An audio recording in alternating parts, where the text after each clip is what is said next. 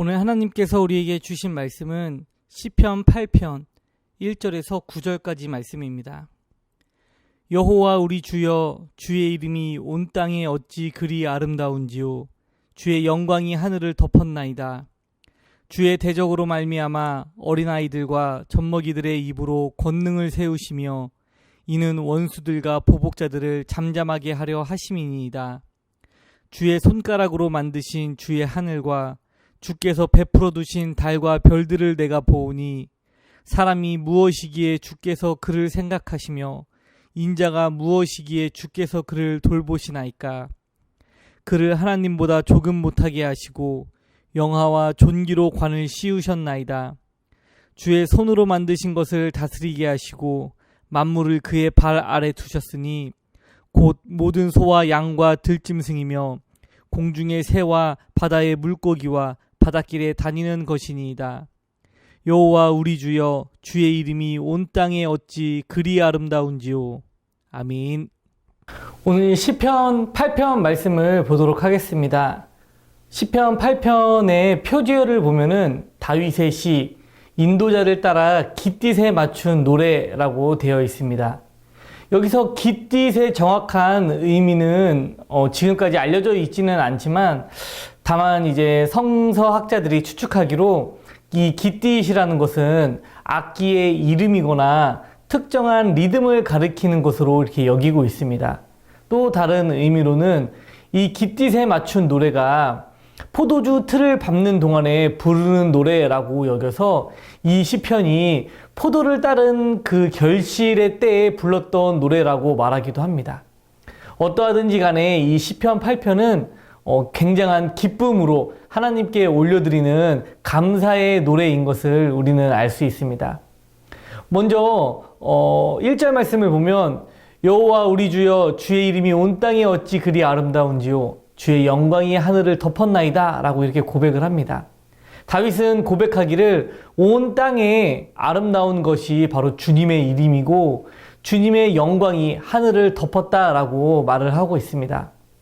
우리들도 아름다운 것을 볼 때도 있고 또 멋있는 자연 경관을 이렇게 보기도 하는데 그때마다 그 아름다움에 빠질 때도 있고 그 장관에 취할 때도 있어서 그때가 되면 그 아름다움을 찾아 나서기도 합니다. 또 어떤 사람들은 그렇게 멋있는 광경을 보게 되면 그 광경 가운데서도 이렇게 아름답고 멋진 것이 하나님의 작품이구나 하고 이렇게 고백하는 사람도 있습니다. 하지만 오늘 다윗의 고백은 그것보다도 더 뛰어넘어서 그 자연 경관을 보고서도 그 자연보다 훨씬 위대하시고 장관인 하나님을 고백하는 모습을 보여주고 있습니다. 또 2절 말씀을 보면 주의 대적으로 말미암아 어린아이들과 젖먹이들의 입으로 권능을 세우시며 이는 원수들과 보복자들을 잠잠하게 하려 하심이니이다 라고 고백을 하는데 이 2절 말씀을 보면 다윗이 골리앗과 싸운 그 이야기가 생각이 납니다. 다윗은 골리앗 앞에서 어린아이처럼 보였을 것입니다. 골리앗도 그 전쟁터에 나온 다윗을 보고 그가 젊고 붉고 용모가 아름다움을 보고서는 다윗을 보고 그를 업신여겼다라고 이제 성경에서도 기록되어 있습니다.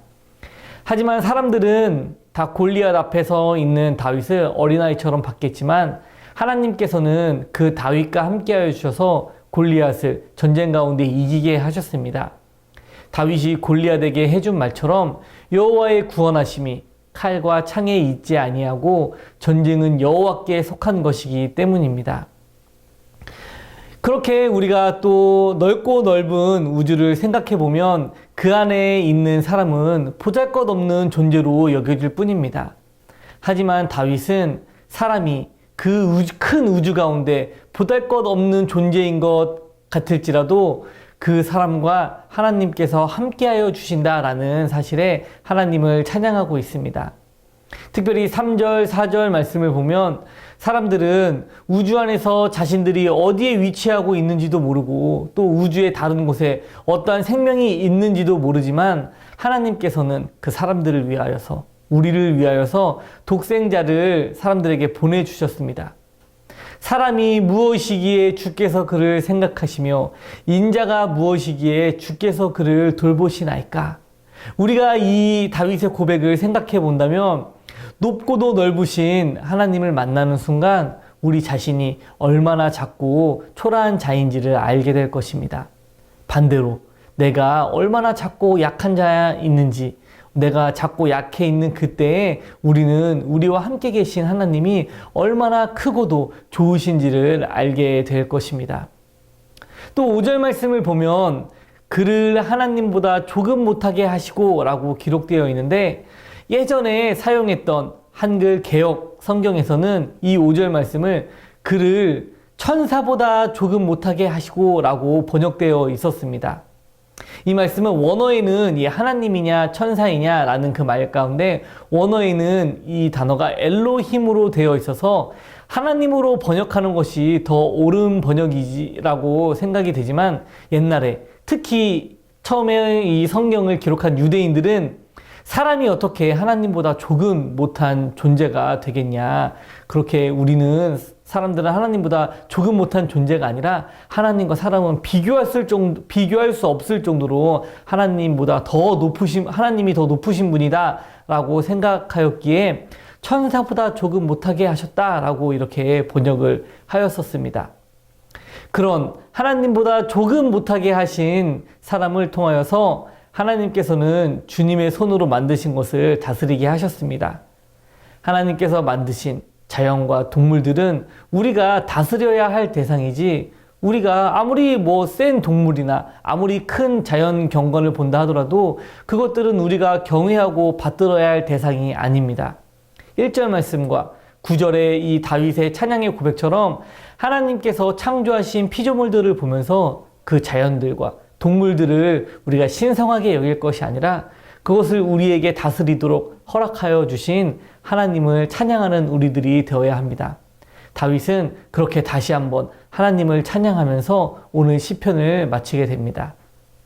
오늘 우리가 살펴본 시편 8편은 시편 1편 그리고 시편 23편과 더불어 믿는 사람들에게 많이 사랑받고 있는 말씀입니다. 그래서 곡조 있는 찬양으로도 많이 불려졌고 우리에게도 그 가사가 너무나 익숙한 그런 시편의 말씀입니다.